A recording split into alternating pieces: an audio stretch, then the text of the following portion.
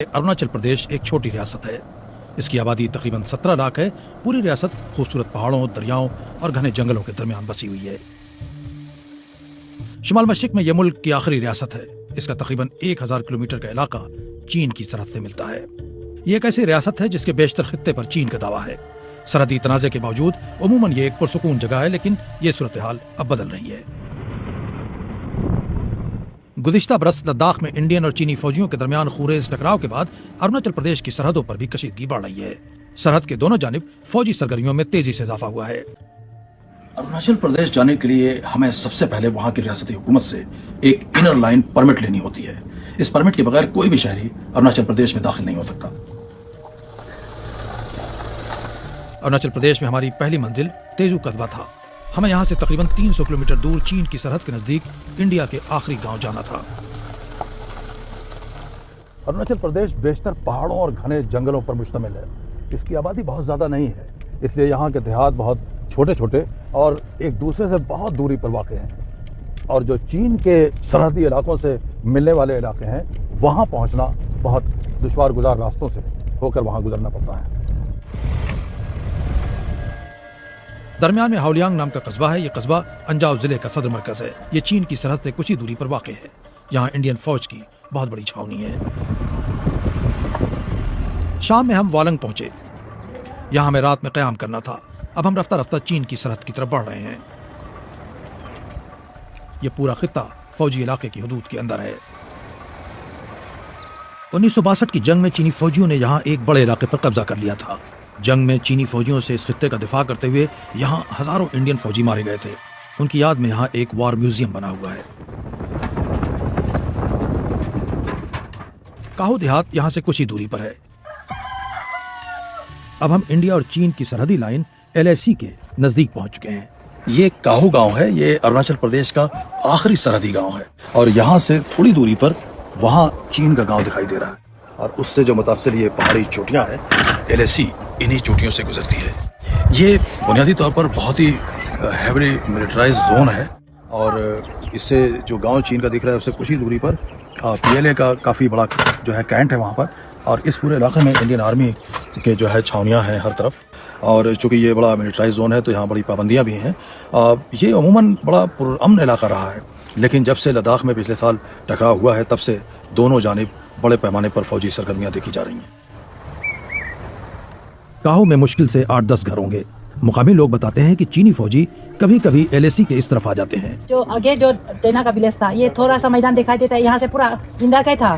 China लोग क्या करता है, गाँव वाला को आगे आगे करता है, गाय को आगे आगे लेके आगे आगे रखता है। उसका पीछे पीछे उन लोग आके घर खेत बनाता है, कुछ बना के बैठ जाता है। वो लोग गाय का रखने जगह बना देता है, ऐसा करता है। उसके बाद में फौजी लोग आके चाइना का फौजी लोग ले लेता है, वही रहता है।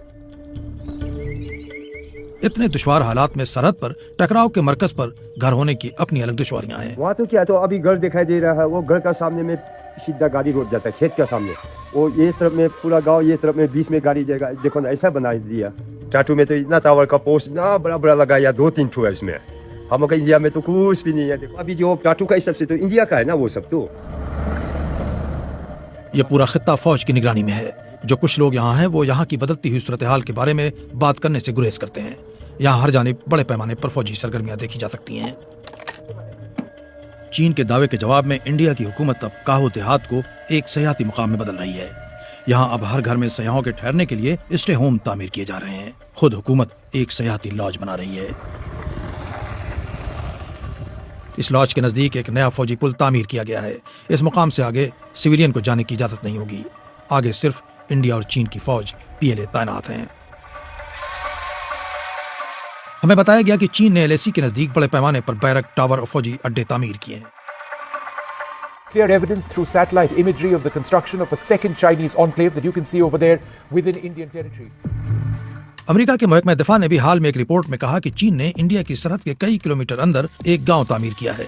इस रिपोर्ट में मजीद बताया गया है कि अरुणाचल की सरहद के नजदीक चीनी फौजियों की सरगर्मियां काफी बढ़ गई हैं। ये हुआ था। अब देखो, अब यहाँ से सैना रास्ता बना के सरहदी इलाका मेचुका के रुकन पार्लिमान एक अरसे से चीनी फौज की सरगर्मियों के बारे में हुकूमत को अलर्ट करते रहे हैं। सुबनसिरी में जहाँ 100 हाउसेस बना है वो मैकमोहन लाइन का हमारा अंदर में बना है, लेकिन 1962 के बाद वो चाइना कब्जा करते गए China has pass a law that where China stands today, जहाँ इलीगली इन लोग ने इनकर्शंस एक्सपांशंस पॉलिसी में जमीन टेरिटरी ऑक्यूपाई किया है, वो निगोशिएबल नहीं है।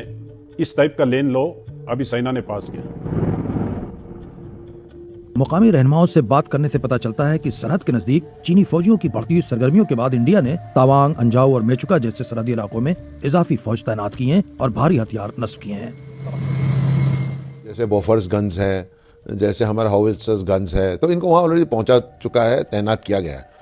पहले रिश्ता हमारा अच्छा था, लेकिन धीरे धीरे जब से डोकला में गड़बड़ हो गया, फिर उसके बाद हमारा यहाँ लद्दाख में वो प्रॉब्लम आ गया, तब से उनको चीन का जो रवैया वो बदल चुका है और धीरे धीरे वो आक्रामक रूप में आ रहा है। तेजू से काहू और किबिथु के सफर के दौरान हमने देखा कि हर जगह सड़क चौड़ी की जा रही है। भारी फौजी साजो सामान, ट्रक, मशीनरी और फौजियों की नकलो हमल के लिए पहाड़ों को काटकर नई सड़क तामीर की जा रही है। पहले से मौजूद सड़कों को बेहतर और मजबूत बनाया जा रहा है। चाइना का तरफ में तो पहले से ऑलरेडी डेवलपमेंट है सब कुछ में। तो आज का डेट में देख पा रहा हूँ कि हमारा इंडिया के साइड से भी काफ़ी ये सड़कें, ये जैसे अभी नया पुल बन गया है, ये पुराना पुल था, तो ऐसे कई जगह पे आज का डेट में ये बन रहा है। हमारे जराये ने किबिथु में बताया कि इंडियन फौज गुज़िश्ता 3 महीने से बड़े पैमाने पर इन पहाड़ों पर मिसाइल, M777 हावित्जर तोपें और L-70 तैयारा शिकन भारी बंदूकें नस्ब कर रही है। अंजाव, दिबांग वैली, शियोमी, अपर सुबनसिरी और तावांग जिले में हवाई पट्टियों को बड़ा किया गया है।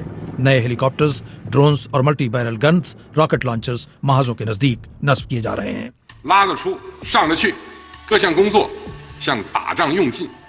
चीन ने अक्टूबर में एक नए सरहदी कानून न्यू बॉर्डरलैंड लॉ को मंजूरी दी है। इसका निफाज 1 जनवरी से अमल में आ गया है।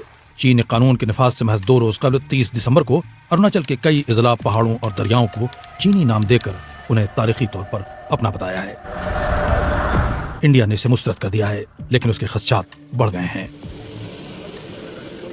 इंडिया के वजीर दिफा राजनाथ सिंह ने कहा है कि सरहदों पर जिस तरह की गैर यकीनी है, इसमें किसी भी इम्कान को खारिज नहीं किया जा सकता। इंडियन फौज ने अरुणाचल प्रदेश में ऑपरेशन अलर्ट जारी कर रखा है।